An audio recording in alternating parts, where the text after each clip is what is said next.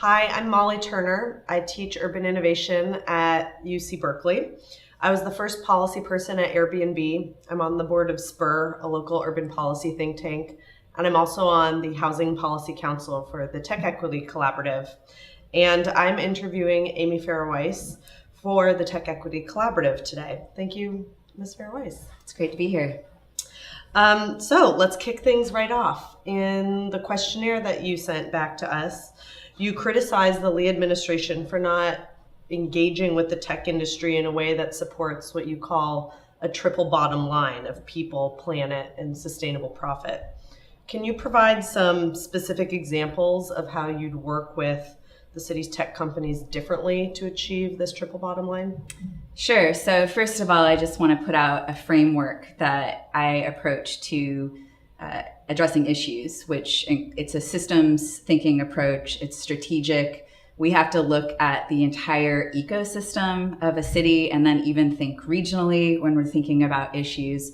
So that's one thing. And you have to have a proper analysis of what got us into the issues that we're experiencing that we need to solve. And you have to know your history. And so when there was the global financial collapse of the late 2000s because of Glass-Steagall repeal and banking making very risky investments, we had an opportunity in San Francisco to figure out, first of all, how to tighten from the top with the budget instead of cutting from essential services, which ended up happening after the global financial collapse. But at that point, there was this focus on we need to fix the economy and focus on jobs, jobs, jobs. And I understand that that was a focus, but we had a chance to do transformative work with our economy. So it truly started to have that people, planet, and sustainable profit approach. We had a chance to look at what was going on Market Street and why were the property owners keeping so many businesses vacant? What were the issues with the residents? A lot of it is economic, social, racial, environmental injustice. And so as we're looking to heal the economy after big banks caused that collapse, we can't say we're going to take away taxes and have big corporations move on to market to solve our issues. That wasn't a holistic thinking approach. It was not taking into account that in the late 90s, there was a tech boom and a huge displacement crisis because there wasn't forethought. But there's no excuse for the Lee administration and Newsom and Jane Kim and David Chu, who did the Twitter tax break. There's no excuse for them in 2011 because we lived through that. I've been in the Bay Area my whole life, except for traveling around in my 20s. And I know that what happened in the late 90s and it affected people that I personally knew. So we had an opportunity to do things differently. We had a census in 2010 that showed that there was a vacancy tax, or we had a census in 2010 that showed that there was tens of thousands of vacant units. So we had an opportunity to think about a thoughtful approach to a vacancy tax, and the same with on Market Street. If we want to revitalize, we can work with large tech partners and figure out how we can support the whole ecosystem. And one thing I want to say moving forward is that we just had this huge tax cut at the federal level from 35 to 21%. And so we have an opportunity in San Francisco, and I would love to co-lead this process of working with the large tech companies and saying, this is our opportunity to truly invest with those savings you're getting from the federal tax cut, to truly invest in the ecosystem of where your business is situated and work with your workforce and all your customer base and take pride in the region, because we're talking about a regional approach to how we address our economic, housing, and transit issues. And now we have that tax revenue that instead of, I don't think the tech companies should begrudge the Bay Area right now in working with us to invest in affordable housing development and transit infrastructure, because it only helps them. And I want to be partners. I played SimCity growing up. I think I mentioned this in my questionnaire. I grew up in San Jose, went to a community college in Cupertino. in the 80s, 90s, I am a child of Silicon Valley. I take that approach to a systems thinking approach to addressing and stabilizing our crisis. And I want to work together in an exciting way with tech and innovation. And we're falling short of this idea of innovative capital of the world with what we're doing with our social issues. So I'm hearing a criticism of what some refer to as the Twitter tax break or the mid-market tax break. Today, the city's budget is booming, but inevitably, I think we all know that there is likely to be another economic downturn in San Francisco. In that event, you suggest that you would forego $200,000 of the mayoral salary and that you would negotiate with city employees to propose furloughs instead of cutting any city jobs. But is there anything that we could do right now, given how well the city's doing, to avoid that kind of belt tightening in the future and set us up to be a little better off than we were in the past recession? Sure. And I can stretch a budget like nobody's business. I mean, you might not believe this, but most of my adult life, I've made under $20,000 a year to live my values and to be in a sense, a social entrepreneur, because I see an issue and then I start a nonprofit and work towards addressing that issue. So I know how to live on very little money on a personal level. I know how to operate budgets on a very small level to get more, to get as much impact as possible with that money. And so what I've pointed out with our budget right now, and by the way, I would put $200,000 of my salary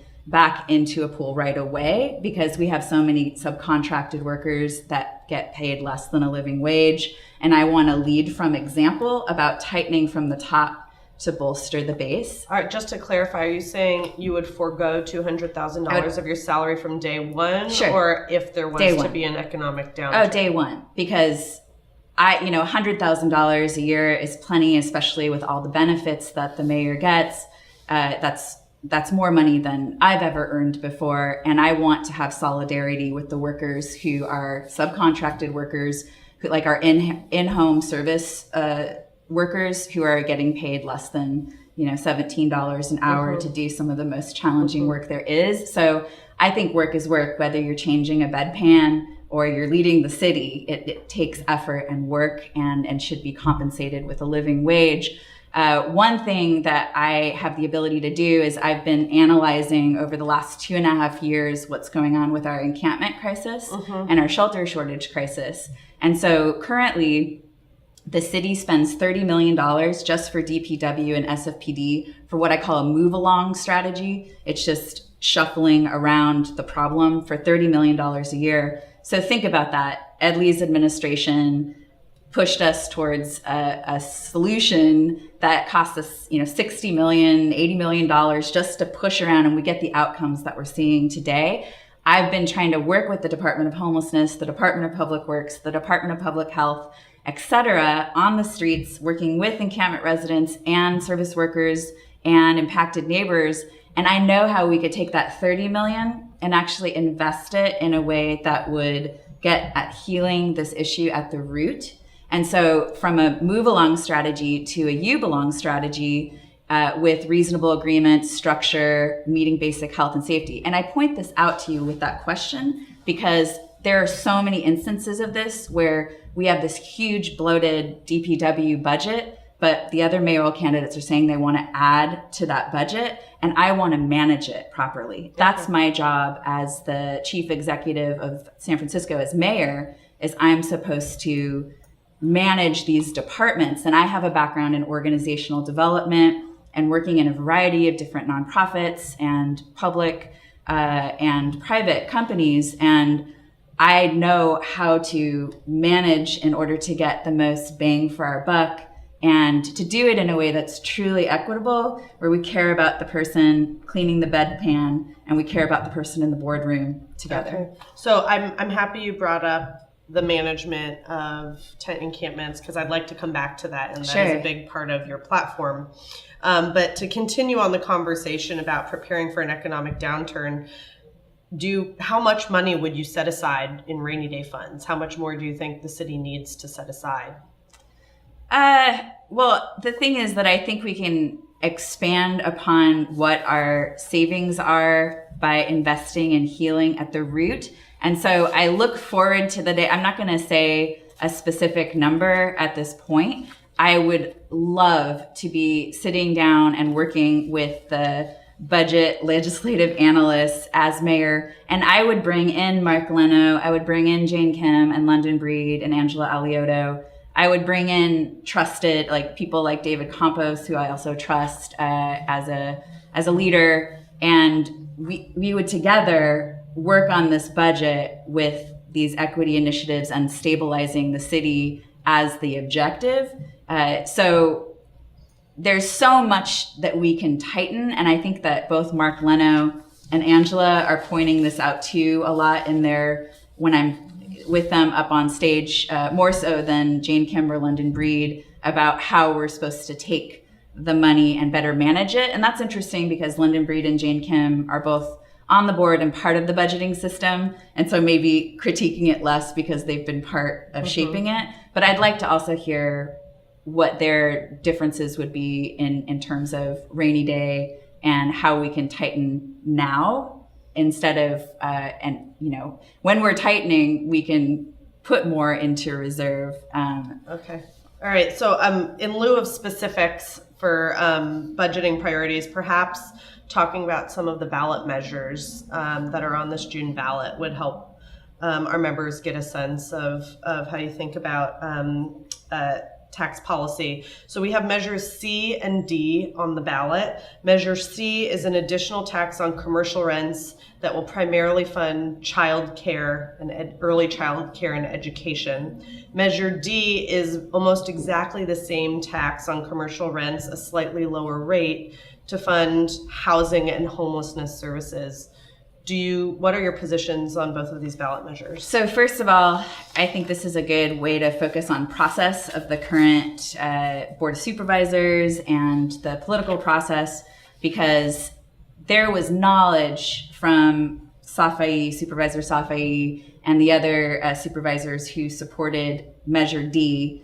They already had knowledge that Jane Kim and Norman Yee and the different advocacy groups were working together to put forward a measure for early childhood education. And if we're talking about economic equity and our desire to take these opportunity gaps in SFUSD for African American and English language learners that we have right now, there's an opportunity gap there. And if we want to help to make that gap less, then we have to invest in our youth and we have to invest in our families. And so there was this desire to create a measure, Prop C, for early childhood education. Jane Kim and Norman Lee led the way and chose that tax source, focusing on corporate buildings and whatnot, sales. Do you support it?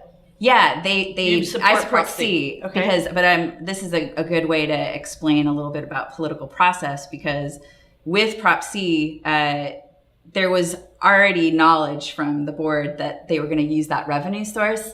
And instead, there was a group that decided to undercut Prop C, which is early childhood education, and say, we're going to get funding for housing, which is Prop D. But Prop D always had it has this poison pill, they call it, in it that will say that Prop C doesn't pass if Prop D does. And when I hear Prop D representatives talking about housing, they say it's going to be $1 billion. And I said, well, isn't it only $70 million a year? Why are you saying it's going to be $1 billion? And they're saying it's 12 years is $1 billion. So am I hearing you say that you do not support Prop D, which is the commercial rent Prop tax D for was housing done and homelessness? Prop D was done in bad faith. Okay. And everybody should it's a microcosm of city politics. It really is Prop C and Prop D. We shouldn't be pitting these against each other. They don't even have to have a poison pill. There could be, like what we're saying, there's this opportunity to capture some of the corporate revenue, that's that tax cut. And I understand the Chamber of Commerce wants to work together on a comprehensive package rather than taking little pieces here and there. That's what I keep hearing from them. And I'm willing to have that discussion about a comprehensive package, but this pitting childhood education, which is necessary for equity, that's an equity measure. We obviously need money for housing, and London Breed and Safai should be looking into working with Jane Kim on a housing bond that's a larger housing bond, which is what Jane Kim's proposing for 2020 at this point, or 2019 at this point. Santa Clara County just did $1 billion housing bond and it passed it. And so let's start talking about that. But you have to get into that nuance, because nobody wants to vote against Prop D for housing. But when you realize that it will cancel early childhood education funding, and it doesn't say how they're going to actually do like if Safi was saying, okay, so you support Prop C, you do not support Prop D. It sounds for the like process. Mostly in regards to the process. I'm sure that your other candidates have opposing positions or similar positions on those. It's interesting that you oppose Prop D on process when housing and homelessness is so central to your campaign. So I'd like to hear your thoughts on housing and homelessness policy and how you would support both of those issues in the city. So let's go back to homelessness and to the issue of tent encampments. A key part of your proposed solution to homelessness is what you call safe organized spaces, correct, or what others might call sanctioned tent encampments. This is something you've spent a lot of time working on already, and I think distinguishes you from other candidates. Can you explain how safe organized spaces work? I would not call them sanctioned tent encampments. Okay. First of all, I would call them transitional villages that are community integrated, and that's a key piece. And so you're saying, why not support Prop D that will bring in $70 million a year for housing and homelessness? Well, let's go and talk about how the money's currently being spent in San Francisco, and how that $70 million, first of all, it's very clear that it was being meant to undermine the early childhood education measure. So you really can't separate it from that.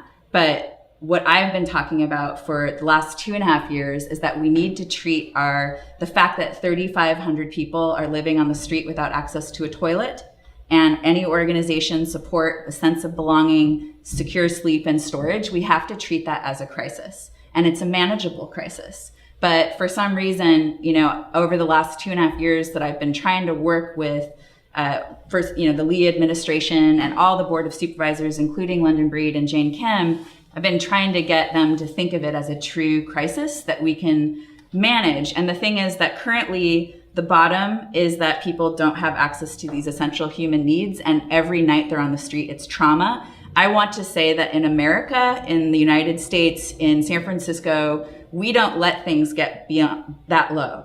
We make sure that all those essential needs are being taken care of, and that this is done in a community integrated way where there are responsibilities and agreements that are maintained. And so with that in mind, I have created something called Safe Organized Spaces, Transitional Villages, that have extensive on-site support and organization, and they're taking the current crisis and then taking it up a huge notch, so that we're helping the people that are living on the street right now that don't have access to shelter. We're helping the neighborhoods and the businesses. There's a community benefit piece to it. And I'm letting you know that currently we spend $30 million on the symptom, just with DPW and SFPD. That's not in the Department of Homelessness's $250 million budget. Just on DPW and SFPD, $30 million. For $30 million, you could create safe, organized spaces this year for the 3,000 people that are living on the street. And so it's shifting from treating the issue of encampments and a shelter shortage crisis as a symptom, like that we have to push the encampments around and the people sleeping without shelter. And it's putting the investment in healing, stabilizing the crisis, and then healing. And I just talked to someone on the street yesterday who's on Division. Division looks the same as it did 2.5 years ago when Ed Lee took office again. And I was trying to work with Ed Lee on how do we address the crisis on the streets. It looks the same that it did, and we've spent $60 million. So when you're telling me like $70 million for Prop D with that revenue, when we could get $300 million for early childhood education with Prop C, which is going to solve some of those problems at the root, because you're going to give kids more of a chance to have the support that they need to succeed in school and in life and feel loved and belong. So it's so important for us to see that, how it all ties together. Can you clarify for us, these safe organized spaces are basically kind of more formalized outdoor encampments with tough sheds or other structures that are temporary in nature but more permanent than, say, a tent? So think about it this way. If we had an earthquake tomorrow and you had 3,500 people on the street, how would we deal with that? The city actually has a plan for that. It's called, get this, villages. They actually have villages in their resiliency plan with the Rockefeller Foundation report. And so think of it as a organized village where everybody there's a license agreement. So there's agreements that are shaped from the property owner, which might be the city, but it might be a private property owner, because we have a pilot of this at the Impact Hub right now at 15th and Minna, where you work together with the people who they're villagers. That's the people who live there. They sign a license agreement just like you do in an SRO, where these are the agreements that you're agreeing to. These are the public health and safety guidelines that they can't be flexible. These have to happen. These are the operation needs of this group of 20 people. But you're expected to participate in managing the site together. And there's an oversight. There's on-site staff support services. So the majority of this money goes to the on-site support services for transitional vocational coaching, resident empowerment, and to deal with crisis de-escalation, to deal with conflict. And then there's a community integration manager that's figuring out how they work with this group. Because remember, there's already 3,000 people on the street tonight. So if you want to transition, just think about it. If that was your job, I'm going to transition 3,000 people. We don't have enough housing. So what do we do in the meantime? We make transitional villages that are structured. They're off grid, but everybody has their own shelter that meets National Fire Protection Association codes for small RVs. We build them together. This is a healing project that we can take that same $30 million that's being spent to get us the outcomes we currently have, and it's going to create structure and a sense of belonging and community. And it's a large operation, but I've scaled it up. I have you can go to my website, stfrancischallenge.org, for my nonprofit, and you can find out more about that, where we actually have the ability to scale up these 20-person villages to, it could be larger, but I like smaller. So I'd like to ask you to compare that really briefly. Would you advocate for creating safe, organized spaces in lieu of building more temporary shelters? And if so, they are temporary shelters, but they're off grid. But I think it's a dual plan, because I always try to work with what's existing in the ecosystem, right? And so because the city created these navigation centers, I've approached Jeff Kozitzky and other supervisors before and said, well, the navigation center might be a good place for people to come in and get that essential, first connection and do an assessment. And then these villages, they have more autonomy, they have more privacy. Just think about than a navigation shelter, because you'd be sleeping in a room with 75 people, with 20 people. These have individual locking shelters, so it's just like an SRO, a single room occupancy. You have the ability to decompress after a day. Just think about if you had to share a room with 75 people every night, how that would feel, just on a personal level. So having this less restrictive, more autonomous setting on underutilized land, that's a really key thing. We're working with underutilized land in impacted areas, so it's going to improve what we have right now. Okay.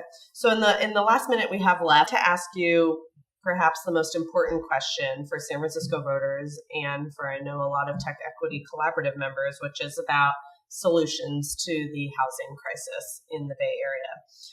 And one of the things that you proposed in response to our questionnaire was streamlining the permitting process. Can you tell us some specific elements of the permitting process that you would streamline? Sure. Well, currently there's a task force through the Mayor's Office of Housing that's working on this very issue. So I look forward to seeing what they're able to come up with their ideas. But keep in mind that San Francisco, because of SB 35 that passed, I believe it was last year, it speeds up the permitting process for projects that are 50% affordable. And so because in San Francisco, we have built 200% of our market rate goals for housing development, and we're not meeting our own goals, our regional housing needs assessment, our own housing balance goals, my focus will be on supporting the streamlining of those. We already have, 6 months to a year taken off of that 50% affordable, right? So that lowers the risk for being able to invest in a project like that. And my goal is that I want to work with creating this financing mechanism so that we can finance the very low to moderate housing that is in that 50% affordable and have more public-private partnerships with developers, because currently there's an 18% inclusionary rate in San Francisco for market rate development. You have to include it or fee out. And what's great is that with this 50% affordable, we can appeal to market rate developers to say, if you finance the market rate part and we work with our financing to finance the low to moderate income, then these projects are going to have a quicker turnaround. So that's going to be better for your funding element of it. And we can actually push the 50% affordable in a way that we've never done before, because currently people are saying it doesn't pencil out to have 50% affordable, but that's because we need the new financing mechanisms. And I talk about all these things and more on my website, and there's an outcomes tracker that I've put different ideas and different deliverables that I'd like to see whoever becomes mayor move forward with. And I'd love to partner with TechEquity on thinking about how we track performance for our next mayor, because we have this year before the November 2019 election. And so I want to work together to figure out, how do we make sure we're making progress as a city, not just with one person, but we want to serve outcomes over egos. We want to make sure that we're actually stabilizing our crises. And it's not a personality that does that. It's, we need to measure that success. So just to clarify, what I heard you say is you'd like to streamline permitting for buildings that have 50% or more subsidized units. Well, currently that is already happening now, where it takes off 6 months to a year for 50% affordable. The way that you can streamline that process as mayor is to help with the financing of those projects. But there's no other permitting processes that you would streamline for buildings that do not qualify for that percentage? Well, we should put our focus on the streamlining on the projects that have the most affordable housing. But just in terms of process, it's like I said, they're already assessing right now with the task force what the permitting, and I have a skill in being able to come in from an organizational development standpoint and see how different departments can work together to address those issues. And so I would support the streamlining of the permitting process for all process, right? Okay. But our focus now as a city should be, how do we build, if we truly want to build all levels of affordability, then that means that we have to put more emphasis on the low and moderate, because we're not meeting those goals at all. Okay, thank you. In our last couple minutes, I'd like to go rapid fire through the measures on the ballot. Sure. We already have your positions, measures C and D, but I'm going to ask you to restate those. So regional measure 3, which increases bridge tolls to pay for transportation capital improvements across the Bay Area. Even though as a low-income person, that's going to affect me personally. Yes. Thank you. Prop A, which allows public utilities to issue revenue bonds to invest in infrastructure. Yes. Prop B, which prohibits appointed commissioners from running for office. I don't have a real strong position on that, but I think at this point I'm going to vote yes. Okay. Prop C, which we discussed, is the commercial rents to fund childcare and education. Yes. Prop D, which we also discussed, is additional tax on commercial rents to fund housing and homelessness services. Unfortunately, no. Prop E, which prohibits tobacco retailers from selling flavored tobacco products. Yes. Prop F, which creates a city-funded right to legal counsel for tenants facing eviction. Yes. I collected signatures for that. Prop G, which is a parcel tax for the San Francisco Unified School District to pay for mostly increased teacher pay. Yes. Prop H, which allows the SF Police Department to use tasers. No. And Prop I, which is a policy statement against the relocation of professional sports teams. Yeah, I don't think the Warriors should have moved to San Francisco from Oakland, but I don't have a strong enough position to share that. Okay. And lastly, and most importantly, why should TechEquity members vote for you for mayor? I'm a systems thinker who has 20 years of experience working in individual, collective, and organizational well-being and harm reduction, from the direct service work to figuring out strategy and analysis. I'm focused on stabilizing our crises that we have in multiple levels, working together on the side of the community well-being, not just one particular stakeholder group, looking at San Francisco and our region as an ecosystem. And I'm also very focused on very clearly stated deliverables and outcomes. And so I'd love for people to go to my website, weissformayor.com, and check out that outcomes tracker that I have there. I'm really in this for the service. And I do believe that when your elected officials aren't actually meeting the needs of people and planet, that it's up to us in a democracy to become those individuals, or at least task ourselves with coming up with the solutions. We're all participants, not just recipients or critics. So I encourage people to get more familiar with these ideas, and whoever becomes mayor, let's make sure that some of these ideas I'm putting out there are very ahead of their time politically, but they're all able to be implemented and developed over the next year. So I hope that people join me in doing that work. Thank you very much. Yeah, thank you.